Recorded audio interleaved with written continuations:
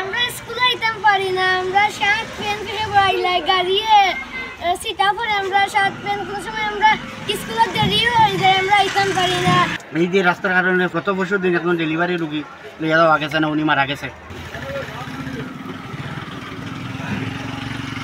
নভেম্বরে আমাদের রাস্তাটি খুদাই করা হয়েছিল, কিন্তু এখন পর্যন্ত আমাদের কাজ হয়নি। খুদাই করার কারণে গ্রীষ্ম বর্ষা সব ঋতুতেই আমাদের এখানে আমাদের রাস্তায় পানি জমে থাকে, হাঁটা চলায় সমস্যা হয়। রাস্তার কারণে আমরা স্কুলে আইতে অনেক প্রবলেম হয়। আমরা স্কুলে আসার সময় আমরা খেউরুর প্যান্ট বা শার্ট বা যে কোনো ব্যাগ বা প্রায় অ্যাক্সিডেন্ট রাস্তার মাঝে।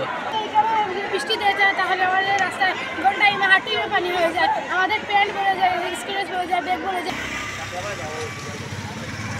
তারাবাসা বাজারে রাস্তা সংস্কার কাজ করার লাগে নভেম্বর মাসে খুদাইয়া রাস্তা রাখা হয়েছিল।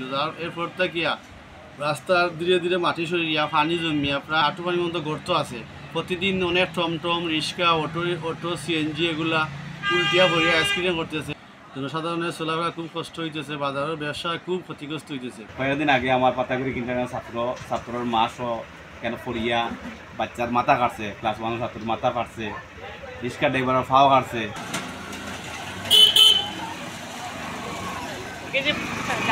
আমরা স্কুলে আইতাম পারি না, আমরা শার্ট প্যান্ট পরে বাইলাই গাড়িয়ে সিটা পরে আমরা শার্ট প্যান্ট কোন সময় আমরা স্কুলে দেরি হয়ে যায়, আমরা আইতাম পারি না।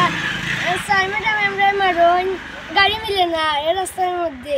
গাইডওয়ালগুলো দিয়েছিল সেগুলো ভেঙে ধসে পড়েছে এবং রাস্তার প্রায় 1 কিলোমিটার জায়গা তারাবাসা বাজারের ভিতর এবং হরিপাশা বাজারে যে বিশাল বিশাল গর্ত হয়েছে, এই গর্ত দিয়ে কোনো গাড়ি কোনোভাবে চলাফেরা করতে পারে না, যার কারণে অতিরিক্ত দাম দিতে হয় এবং ভাড়া দিতে হয়। এখানে বালুর মহল থেকে প্রতিদিন 20 থেকে 30 টন ওজনের বড় বড় ট্রাক চলাফেরার কারণে রাস্তায় বড় বড় গর্ত হয় এবং পিচ যেগুলো আছে এগুলো উঠে গিয়েছে। মাত্র 6 মাস হয়েছে কিন্তু রাস্তার পিচ উঠে গিয়েছে।